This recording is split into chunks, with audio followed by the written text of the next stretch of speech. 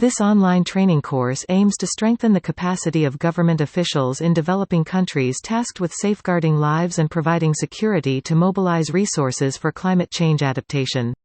As the risks of climate change become more apparent, meteorological disasters are proliferating and intensifying.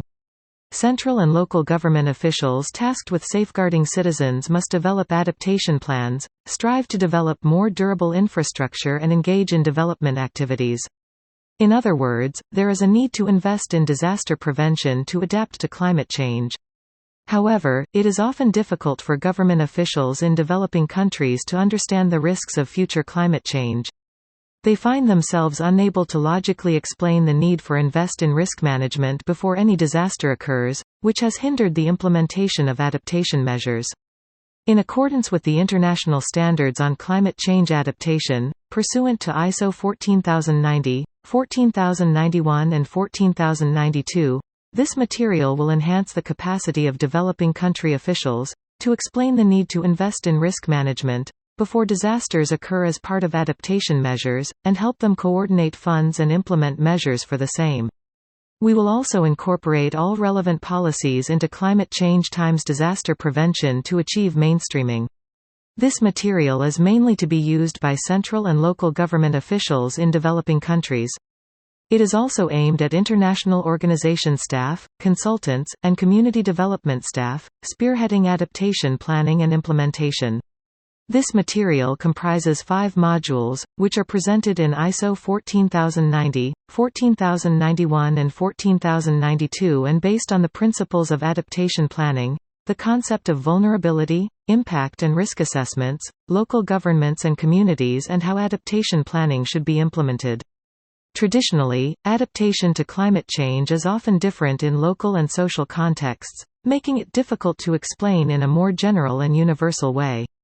However, in the ISO 14090 series, which was formulated in 2019, detailed information on individual adaptations was removed, more universal elements were extracted and adaptation efforts were made. All this has helped set out a roadmap for wide-ranging stakeholders with climate change adaptation issues. Conversely, ISO's explanation of adaptation, which is expressed more universally and generally, may not necessarily be easily understandable for government officers working on immediate issues. Accordingly, this training material is designed to explain ISO in more practical terms, with examples to give a clearer picture of the adaptation measures. Part 1 of this module explains the purpose and background information of this material. Part 2 outlines the basic concept of climate change risks, particularly how the hazards, exposures, vulnerabilities and other elements constituting risks are organized and examples of frequent and intensified meteorological disasters and countermeasures. In Part 3, you will learn about how preventive investment before disasters occur can help mitigate losses and damage, how resources are mobilized by central and local governments and how donors mobilize funds. Meteorological disasters in particular can prove a major obstacle to economic growth in developing countries as they strive for sustainable development. Accordingly, pre-disaster risk reduction investment is an economic effort to reduce economic damage and sustain growth. The objective of Module 1 is to pave the way to adjust funding for adaptation as required by understanding and explaining these relationships logically. In Module 2, we will use ISO 14090, Adaptation to Climate Change, Principles, Requirements and Guidelines, to learn about how adaptation plans are developed, implemented and evaluated. Formulating an adaptation plan involves various steps. Reflecting on these steps and clearly explaining specific examples and points helps shed light on the framework of the guidelines.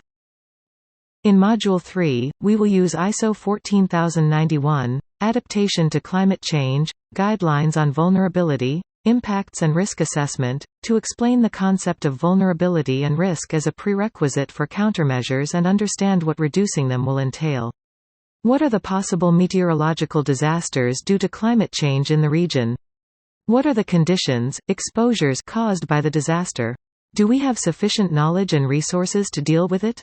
The magnitude of the risk also varies depending on such factors. In this module, we will break them down and confirm them one by one.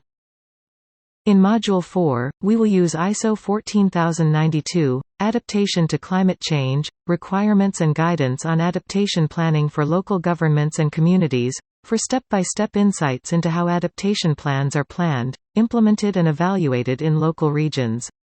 We will carefully examine how adaptation measures can be formulated and implemented, particularly in local governments with fewer resources than the central government, e.g., in areas like budgets and human resources. For example, how can we translate this into budgetary demands to construct reservoirs and renovate sluices in readiness for potential flooding due to climate change? Moreover, what should be done to develop programs to provide early warning of meteorological disasters and raising disaster prevention awareness within the community? Specifically, how can we implement adaptation measures in our Regional Development Master Plan and Sector Plan? In Module 4, you can learn how to take such measures. In Module 5, we will introduce various policy tools, evidence-based policy-making tools, that enable evidence-based analysis and evaluation in implementing adaptation plans by developing country officials. The characteristics of these tools differ depending on the stage of the effort and the scope of the measures involved. You will learn how to use them in an integrated manner. Resources have to be mobilized by government officials in developing countries to formulate adaptation plans and invest in disaster prevention measures in advance. In concrete terms, there is a need to explain the legitimacy of adapting the budget to climate change to the IS budgetary authorities. In doing so, acquiring logic to explain evidence-based resource mobilization is important.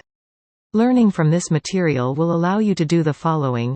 Implementing climate change adaptation measures is a key step for developing country officials responsible for safeguarding human life and providing security. The inability of developing country officials to understand future climate change risks and logically explain the need for scientifically justified prior investment as part of disaster risk management hinders efforts to roll out adaptation measures. The idea is to allow developing country officials to implement adaptation measures by consolidating their capacity to explain to financial authorities and donors and mobilize resources. If this is achieved across the board wherever required, climate change times disaster prevention, i.e., implementing adaptation measures to natural disasters caused by climate change, can become mainstream. Module 1 will provide the basic logic, while the can-do pointers will follow in Modules 2 to 4, alongside ISO.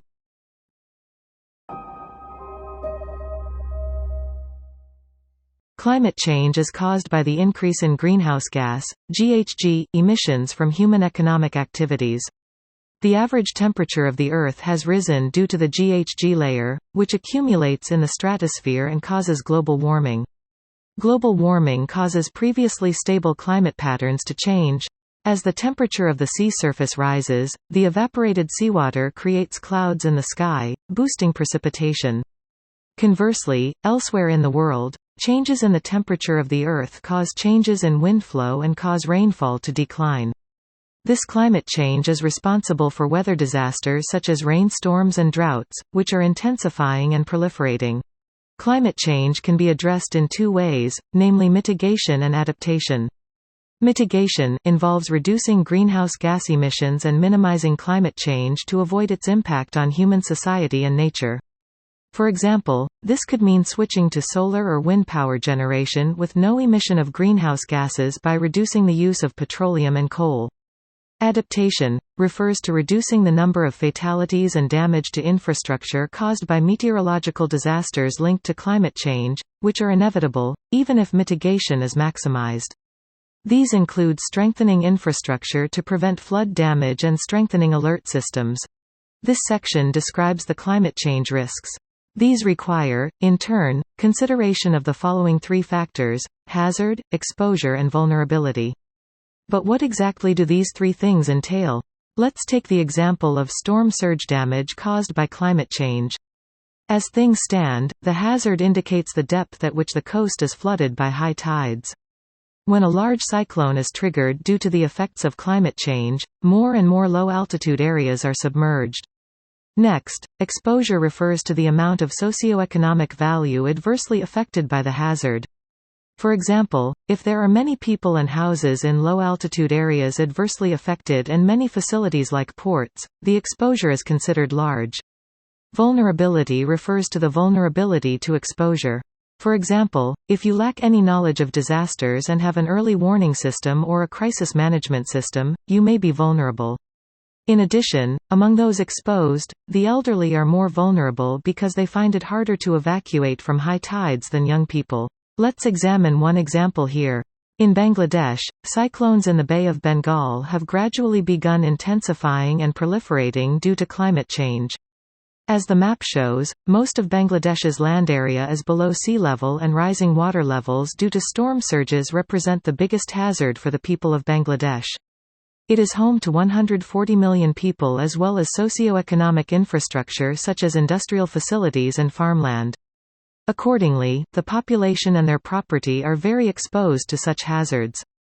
Cyclones often proved devastating right up until the 1990s, and the inability to address them and the significant vulnerability of the country was the biggest issue. As the graph shows, 10,000 people were killed or injured every few years, and sometimes there were up to 50,000 fatalities and injuries in a single cyclone. However, statistics show that since the 1991 cyclone, there have been no significant casualties. The reasons are as follows. In preparation for the high tide that would occur with each oncoming cyclone, we built and constructed a raised floor shelter, embankments along evacuation routes and coastal embankments, and also preserved and restored coastal forests. The group also strove to raise awareness by conducting evacuation drills for local residents. Approximately 139,000 people were affected in April 1991, and more than 10,000 people were killed or injured. It could have been much worse. This shows that efforts to reduce vulnerability have helped mitigate climate change. As this example demonstrates, when considering adaptation, it is important to analyze hazards, exposures and vulnerabilities and the type of solutions best placed to reduce risk. Given the diverse impacts of climate change, adaptation presents unending challenges. Accordingly, it is all the more important for developing countries with limited resources to carefully consider their priorities. The table shows the types and levels to be protected by adaptation measures. Adaptations can be divided into 3 types depending on impact. Type 1 refers to adaptations to protect human life from meteorological disasters. Type 2 covers measures to address the impact on tourism of beach erosion and the effects of flooding of factories. Type 3 is adaptation to protect the uniqueness of non-human organisms, ecosystems, traditions, cultures and regions. Conversely, these 3 types of adaptation can be divided into protection levels. Level 1 protection is a measure to prevent damage. We will invest in disaster prevention beforehand and raise the embankment to prevent river flooding and other measures to prevent fatalities. Level 2 adaptation will focus on how to adapt to pre-existing climate change and will involve striving to minimize the impact of decentralization.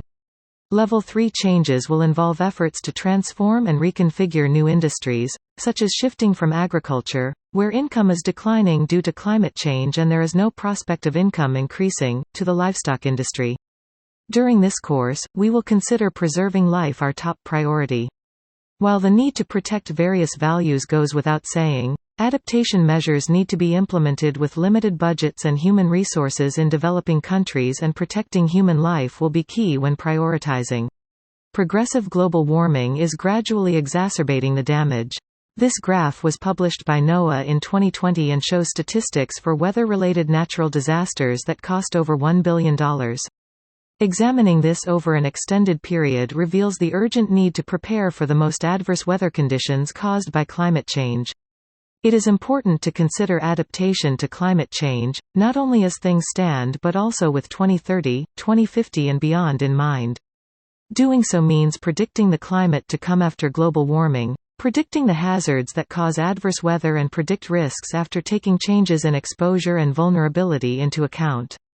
IPCC shows a fixed range of global climate forecasts and impacts, which changes the hazard forecasts and measures the magnitude of risks based on exposure and vulnerability. However, it is worth noting that scientific forecasts in the long-term time frame involve uncertainty, and making policy decisions is difficult. Adaptations are not only long-term but cover wide-ranging areas.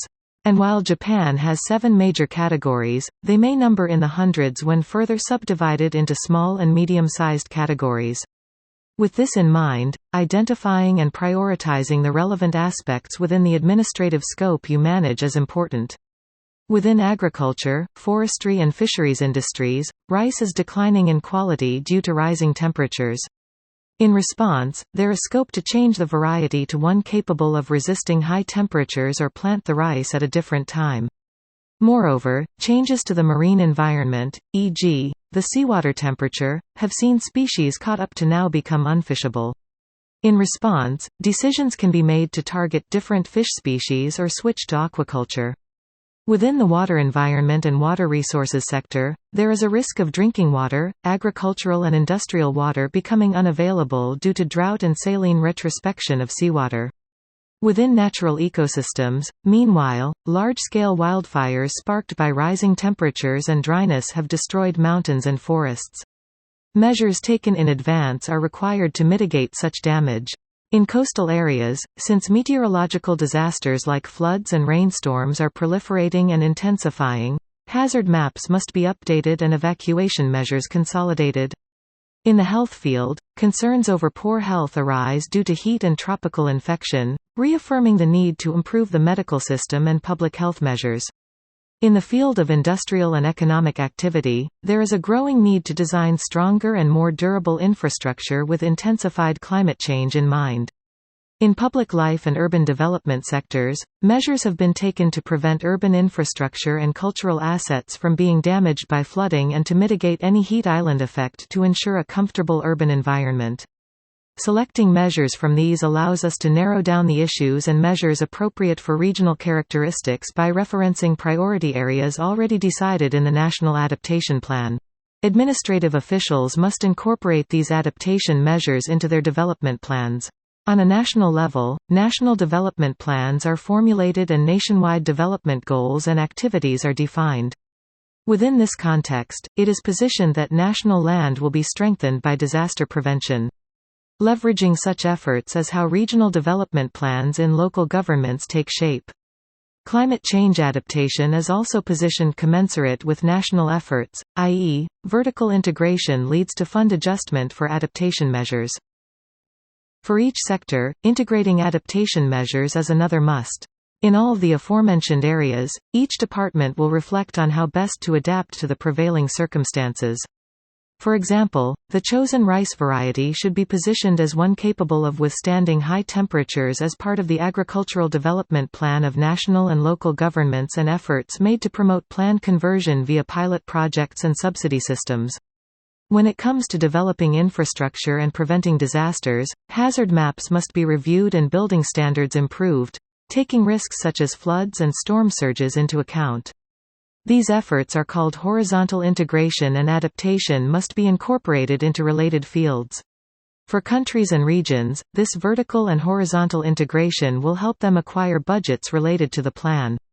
When doing so, it is important to explain logically, e.g., by using the EBPM tool, why adjusting funding with future risks in mind is needed. Unlike the national budget, when donor funds are requested, the logic may differ slightly. Since each donor's fund has a purpose and funding criterion, considering the use of EBPM to explain this is recommended. To summarize what has emerged to date, the effects of climate change are coming to light and adaptation will be required in response.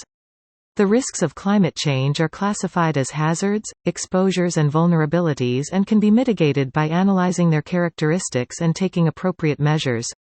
The top priority is protecting human life. Among the various types and levels of adaptation, preserving life is the top priority. Adaptation needs to be considered with a medium to long-term time frame. Adaptation measures need to be carried out through vertical and horizontal integration and adjusting funding in the development plan.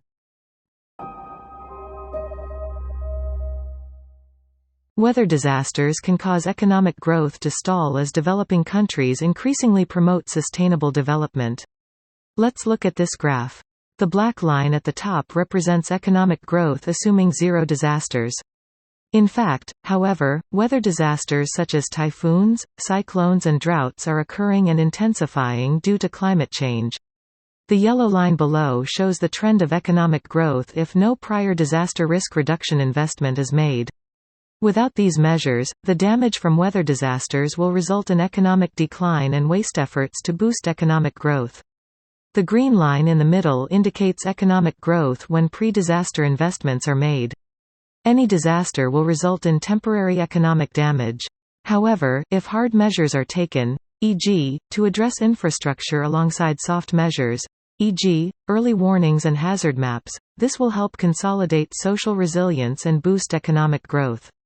With climate change intensifying, investing in disaster risk reduction ahead of time to protect economic growth in developing countries is crucial. Ideally, the cost of adaptation would be considered viable as a preventive measure for disasters. If adaptation measures are implemented from an early stage, the damage will be alleviated and significant damage prevented. If the total cost, including the cost of adaptation measures, is lower than if no measures were taken, economic growth via the national or local government would represent a positive scenario. The Chao Phraya River in Thailand in 2011 is evidence of how severe the impact of natural disasters can be on economic growth.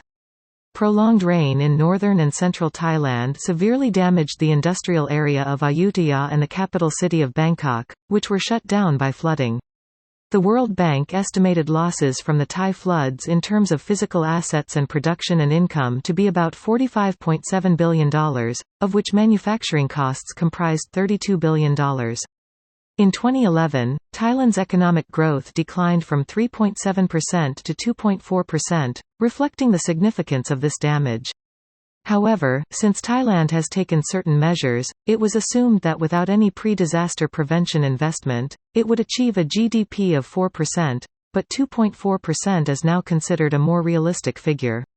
Since then, the Thai government, the capital city of Bangkok, residents and private companies operating in Thailand have been collaborating with the international community to put through climate change adaptation measures to better withstand flooding.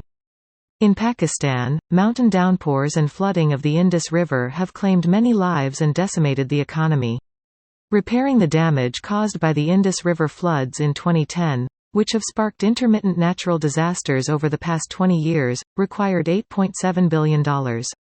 This example also shows how meteorological disasters have adversely affected nationwide economic development. A survey conducted by Japan International Cooperation Agency, JICA, and the United Nations Disaster Management Organization, UNDRR, modeled the economic impact of disaster losses. If we examine the GDP growth rates from 2004 to 2011, comparing periods of actual disasters and no disasters, we can see economic growth is significantly inhibited compared to those without disasters. Furthermore, the modeling analysis revealed a higher expected impact of pre-disaster risk reduction investment. As mentioned previously, GDP would grow smoothly without any disaster, but decline if a disaster happened. If pre-disaster risk reduction investments are made, losses can be reduced, as applies with the intermediate line. This would shore up public affluence more effectively than if no investment were made. Your own country or town is no exception. These trends are being extrapolated to explain the increasing risks of climate change and adjust funding for adaptation. There are two types of resources developing country officials can coordinate for the purpose of adaptation. One is adjusting funding to obtain adaptation funds from the national budget. The other is funding by an external development donor. Here, we introduce the concept of resource mobilization methods targeting these two funds and related examples. As shown, economic development is contingent on advance investment to reduce the risk of disaster. To translate this into actual efforts, budget surveys are needed to reflect the efforts of adaptation measures in national and local plans and acquire budgets accordingly. Although the budget system differs depending on the country and local government, with the adaptation time frame and countermeasures in mind, it is important to mainstream the medium to long-term high-level plan as well as the short-term fiscal year plan and incorporate it into each layer of the development plan. This means vertical and horizontal integration is required. Let's examine some examples. This diagram shows the relationship between the Indonesian government's efforts to formulate development plans, integrate adaptation measures and budget the same. First, the RPJMN, the National 5-Year Development Plan, is formulated and directed to Renstra, the sector's line ministry plan. This is then broken down into RKP and Renja, respectively, and reflected in RPJMN and RKAKL. At a local level, the local RPJMD is developed in accordance with the national RPJMN, with sector-line departments' 5-year plan SKPD and annual plan Renja SKPD. To further advance the budgetary adaptation, major trends need to be incorporated into national RPJMN and local RPJMD. The RPJMN, which was formulated in 2019, reflected the crucial need to adapt to climate change. On a regional level such as Bali and East Java, the RPJMD indicated the policy of adaptation. In some cases, cities also integrate adaptations into their own development plans. In Thailand's capital, the Bangkok Metropolitan Administration is proceeding with efforts to integrate climate change measures, including adaptation, as part of the 2018 to 2037 development plan. Of the 7 strategies to be tackled under this plan, the following pair center on adaptation. Strategy 1. Developing safe and resilient cities in a crisis. Strategy 2. Sustainable environmental development and measures against climate change. Under this strategy, the budget allocation was outlined based on these strategies, whereupon the key performance indicators, KPI, are determined. Achieving this will involve executing the project, allocating the budget and initiating the appropriate measures, such as renovating the canal sluice, installing water storage tanks and preventing coastal erosion in the Gulf of Thailand and Bangkuntian areas. Local governments, such as the capital of Bangkok, do not always adjust their own financial resources. Regardless, however, positioning adaptation as part of a long-term plan is a required part of the process. In developing countries, not all central and local governments have sufficient budgets for pre-disaster risk reduction investments. Instead, what normally transpires is planning pre-disaster risk reduction investments that contribute as part of climate change adaptation measures while meeting other priorities where the budget is insufficient. In some cases, large-scale investments prove so costly that they cannot be financed by their own country. This approach is also an effective means of mobilizing funds for disaster risk reduction through donor support and climate change adaptation funds. International funds dedicated to climate change adaptation also exist, such as the Green Climate Fund, GCF, and the Adaptation Fund. To take advantage of such international assistance, it is important for donors to explain the need for pre-disaster risk reduction investment for adaptation and how it contributes to the sustainable development of their countries. The government of Vietnam highlighted the need to manage and operate dams appropriately as a priority in the Disaster Prevention and Mitigation Act formulated in 2013, which focuses on disaster prevention. In response to the recent downstream flood damage, the Prime Minister instructed the Ministry of Agriculture and Rural Development to consolidate appropriate management and safety measures for dams in 2013. In particular, the Phú Ai province in central Vietnam has underlined the risk of climate change spreading. Promoting this measure has become a key policy issue for local governments. In response to a request from the Vietnam government, JICA provided grant aid in response to threats like natural disasters and climate change by building a comprehensive disaster prevention information system. One of the key points from this case was scope to integrate the central government's plans and strategies with local plans, as well as the importance of managing dams in an integrated manner, which impacts significantly on economic development going forward. A typical example is the integrated flood management to enhance the climate resilience of the Visigano River catchment in Samoa, which leverages GCF. The cyclone that struck Samoa in 2014 caused $200 million damage, equivalent to 40% of Samoa's GDP. The urgent need to strengthen adaptation capacity in Samoa is universally acknowledged as imperative for future sustainable development. The project's funding proposal underlines the need for the Samoan government to help reduce vulnerabilities and strengthen resilience over the next 25 years, both qualitatively and quantitatively. Finally, we summarize, Part 3. As we have seen, pre-disaster investments and resource mobilization are important in realizing adaptation. Accordingly, one point that needs to be explained to budgetary authorities and donors is to emphasize the scope of appropriate resource mobilization to reduce development costs and sustain development effectiveness. There are also two types of funds: domestic budgets and donor funds. We found that vertical integration in national and regional development planning, horizontal integration in sector planning and resource mobilization are necessary to secure domestic budgets. Furthermore, scope to utilize donors' funds is contingent on responding flexibly to specific criteria and providing explanations as required, depending on the type of funds. In Module 1, we examine the basic framework of climate change adaptation. In Module 2, we will turn to ISO 14090 adaptation to climate change principles, requirements and guidelines to learn how to prepare, plan and implement adaptation plans step by step.